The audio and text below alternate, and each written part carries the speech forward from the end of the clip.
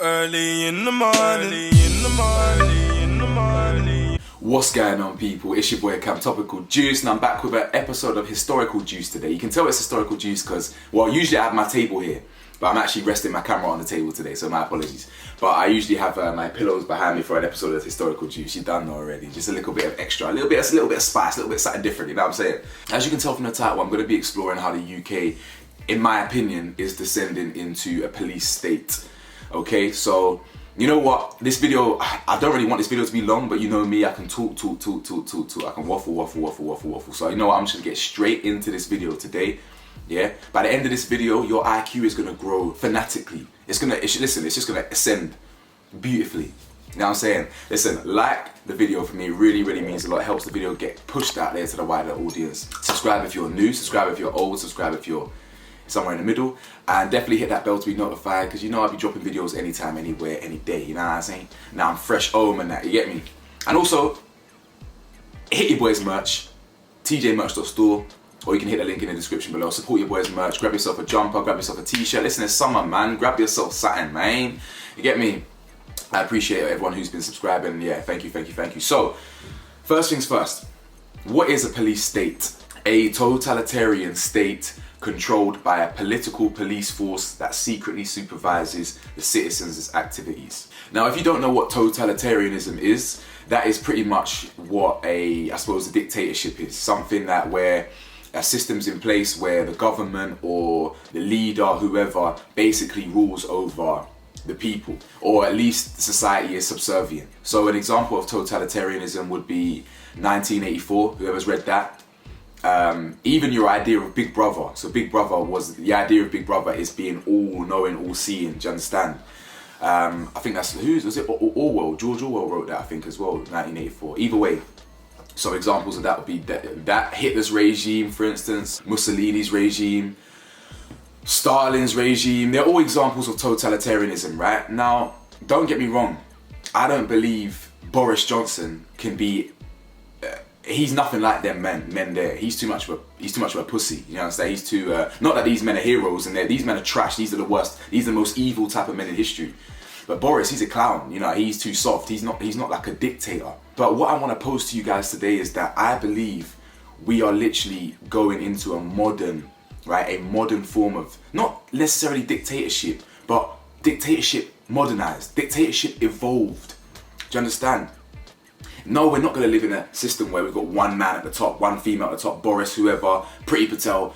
But the institution in which they represent is growing very powerful. Do you understand? And I believe that most governments, especially the UK in fact, they just love more and more control. Now I'm going to go through a list of certain things that the UK is introducing and doing that says to me and suggests to me and highlights to me the direction of the UK and where we're going. Do you understand? The first thing I want to discuss is mass surveillance. Mass surveillance, if you don't know, is literally things like cameras, but not just cameras. It's not just physical surveillance, like watching people through CCTV and things like that. It's also how surveillance also includes breaching our social media. It also includes breaching our data. It also includes breaching our emails. Do you understand? All sorts of things. Most governments are guilty of this. They use our data. They're allowed to introduce certain mass surveillance under the guise of public protection. Do you understand? Or national security. Yeah? Words like public, but the words I said, national security and public protection, whatever, these are very common buzzwords. Man did history, yeah? And it's a shame that I did history, because I know how downhill we're really going. You can really see where we are and where we're going based on where we've been. Often governments use these buzzwords like, oh, national security. And what it is it's a justification to do whatever you want. So we can do this, we can survey you and whatever, all this, and we can watch you and monitor you, all of you, because somewhere out there, 0.1% of you is a terrorist. So that we need to monitor all of you for national security. You'll hear words like that, national security, public interest. Don't fall for these buzzwords. These are little hit piece things. Think beyond that. They're just doing that to justify their actions, right? Mass surveillance is huge in the UK. According to a recent survey, I think it was about 2020, there are around 25 million CCTV cameras globally, worldwide, right? Of those 25 million, I think it's between 4.5 and 5. The stats will probably be on the screen right now. I haven't got it in front of me. But around 5 million, yeah, or maybe 5.9 million, 5 million, yeah, of those cameras are in the UK alone. You can do the percentage, you can work out the percentage. That's a high percentage of the global cameras are in the UK. So that's the first example, the first evidence of how mass surveillance is turning our state into a police state. Why do we need that many cameras?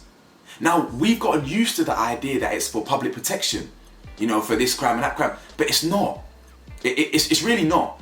It's literally for more control. It's as simple as that. Do you want to know why it's not for public protection? Your boy comes with facts and facts only. Look at your screens right now. This is in May 25th, 2021, a couple months ago. The title reads, "Cool, UK mass surveillance unlawful under European rules." Europe's top human rights court ruled Tuesday that British mass surveillance and intelligence gathering practices breached human rights laws in a partial victory for civil rights groups that had challenged the practices exposed by former NSA contractor Edward Snowden, who's obviously a whistleblower, I think. So that's 2 months ago. That's not 2 years ago. That's not 2 decades ago. That's 2 months ago. Do you understand? 2 months ago, a court ruled that the UK have breached human rights laws with their mass surveillance. So why is it that the news is dominated with Sterling or Rashford or someone else, you know, some other bullshit that's not necessary or something else or something else to distract us? Why is that not newsworthy? That our own UK government have been found guilty of breaching human rights laws. Similar actually to Matt Hancock, sorry. Didn't Matt Dickhead, sorry, in fact I got that wrong completely 10 times. Matt Dickhead, didn't a High Court judge rule that he acted unlawful by not releasing where government funds were going? A High Court judge ruled that. That wasn't really on the news that much, really. I mean, it was on the news a little bit. I covered it. I did a story on my video, but it didn't really cover that much, did it? No, so it's funny because they don't really want to show how corrupt they actually are. So don't worry, I'll do that for you. That's why I'm here. The realist, yeah, you understand? I'll do that for you because they don't want to cover that shit. How else are we going into a police state, right? Protesting. Priti Patel is trying to introduce, or the bill might be introduced by now. It's called the police. What's it called? Oh yeah, the Police Crime Sentencing and Courts Bill. It says here, peaceful protests and marches could become a thing of the past under the controversial policing bill making its way through Parliament, as being too noisy or causing too much annoyance would be grounds to shut them down. What the hell? The bill, which was voted through by MPs by a majority of 100, has been condemned as draconian by experts across the political spectrum. It will effectively hand powers to police and Home Secretary Priti Patel, Ugly Patel, to shut down protests in England and Wales at will. Lawyers warn the government the proposal in the bill clearly violate international human rights standards. Where have we heard that before? Oh, 5 minutes ago. In fact, fuck that, 2 minutes ago in my video. Once again, people violating human rights, breaching human rights things. Are you seeing a pattern here? Are you seeing a level of consistency here? As I said, I've done history. And throughout history, whether it's Russia, whether it's France, whether it's the UK, whether it's America, whether it's Egypt, protests that is a basic human right. Human rights given to us by humans who are also flawed. But anyway, that's a whole nother story. But we're in the society that we're in, and human rights, a basic human right, is our right to protest. That goes back centuries. That goes back far. In 2021, in the UK in 2021, the modern day, they're going to look back in 100 years, 200 years and look back at these times, by the way, the same way we look back at our history. They're going to be looking back at these times thinking, what barbaric times were they living in? Or they'll be thinking, damn, they weren't doing enough, because we'll probably be in some complete shutdown police state by then, who knows? But anyway, our basic right is protesting. They are taking that away if it's too noisy or it causes annoyance. That's up for such debate. Who decides whether it's too much, if it's too noisy or too annoying, whatever? Oh, police. Oh, Priti Patel. In addition, aside from taking away our protest freedoms, right? Priti Patel once again, I keep getting it wrong. Bitch Ugly Patel, yeah? She and the government once again are trying to introduce a bill now that targets journalism. They're now trying to associate journalism with spying, and you can get jailed, you can get jailed for up to 14 years for, I quote, embarrassing the government. I'm not going to read the whole article, but there's a quote just above the actual article, the Guardian article. It says, Home Office plans to remove the public interest offence for whistleblowing and could put reporters in jail. So people that try to whistleblow and expose certain things through public interest, because it's in the public's interest to know what Matt Hancock's doing with our money. It's in the public's interest to know what Priti Patel's doing with all her power. It's in our interest. They work for us. You know that, innit? The government and that, they're meant to work for us, but yet they're scaring everyone into believing that we work for them. The government historically are meant to work for us, represent us, right? You can get jailed, and they're removing the public interest offence. You can get jailed for embarrassing the government. Look at your screens right now. Don't worry, I'll do the research for you. Look at your screens right now. At the top of this report, it says, at number 59, intentionally or recklessly causing public nuisance, right? That's the title. Number 1, a person commits an offence if A, the person doesn't act or omits to do an act that they are required to do by any enactment or rule of law. Let me take your attention to number 2. For the purpose of subsection 1, an act or omission causes serious harm to a person if, as a result, the person, and the highlighted section here, suffers serious distress, serious annoyance, serious inconvenience. You can get 10 years for causing a person serious annoyance or being a serious inconvenience. Now guys, this is a bill on July the 5th that the Tories were planning to implement, right? 10-year prison sentences for being a nuisance. Because what does being a nuisance mean? What does that actually mean? It's all open to interpretation. 10 years for being a nuisance. Because I could be viewed as a nuisance, you lot. I am constantly on their necks. I am constantly exposing their hypocrisy. I am not a journalist, but they could, under the guise of these rules, I could be prosecuted for being a journalist that exposes the government. Could I not? Seriously, guys, understand where I'm coming from here. Deep the way the world is going. Understand the nuances and the kind of grey areas that these bills are full of. I just told it to you. I put it on a plate for you. Under that rule, I could be prosecuted for embarrassing the government and be jailed for up to 10 years for journalism and things like that. Seriously. Just for doing what? Just staying on the necks on YouTube. They could interpret that as that. But don't worry, I'm not done. Other ways that we're turning into a police state is that the police and the government, for years, they've been training their police to hack into phones, iPhones. Not only have we been training our own police to hack into phones, the UK government and the UK whatever have struck a deal with an Israeli tech company. And as you can see on your screens, police and government investigators in the UK have signed contracts worth more than 4 million in the past 2 years with an Israeli company that specialises in hacking into iPhones. London's Met Police, the Scottish Police Authorities and the Competition and Markets Authority, which carries out competition investigations, signed the deals with Celebrite in order to collect data from mobile phones. Not only that, look at your screens right now. The UK is secretly testing a controversial web snooping tool. The Investigatory Powers Act, or Snoopers Charter, was introduced in 2016. Now one of its most contentious surveillance tools is being secretly trialled by internet firms.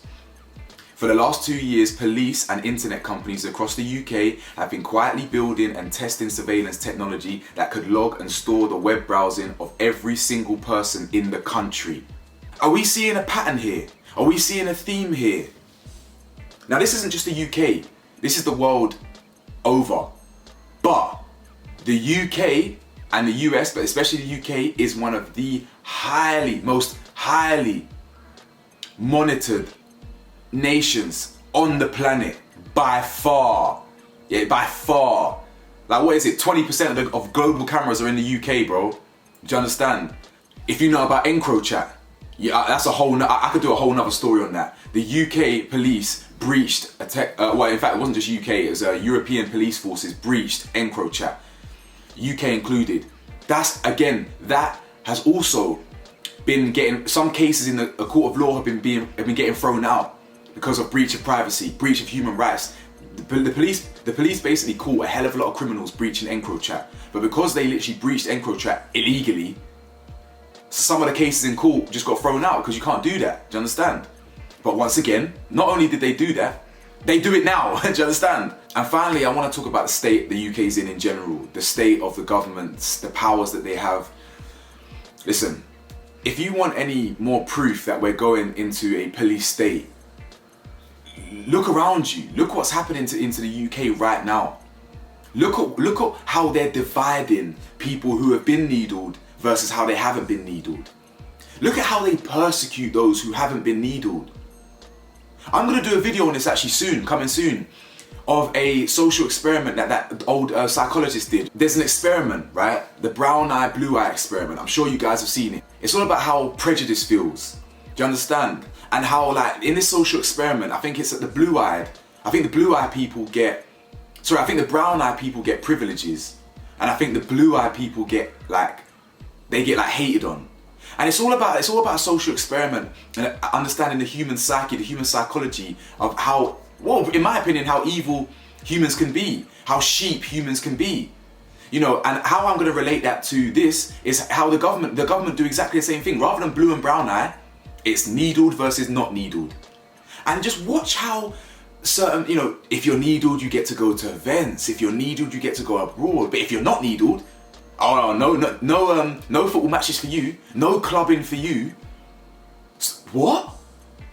So at what point is that in the interest of public? In some people's perspective, public interest, yeah, if you've been needled, it protects everyone, rah, rah, rah. But what about my interest? What about the people that don't want to get needled? What about their public interest? What about that side of the coin? What about people that don't want to get something put in their bloodstream that they don't know what it is? What about that?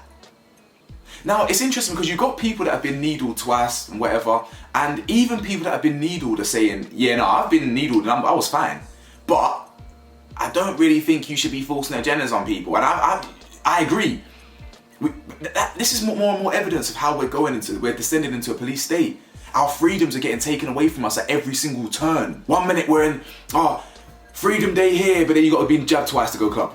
Okay, so that doesn't really seem like freedom to me. So yeah, man, that's just my video for today. If you're a real one, yeah, and you made it all the way to the end of this video without leaving 5 seconds in, without commenting 2 seconds in or whatever, and not actually making it to the end, I'd love it if you comment #FreeTheReal.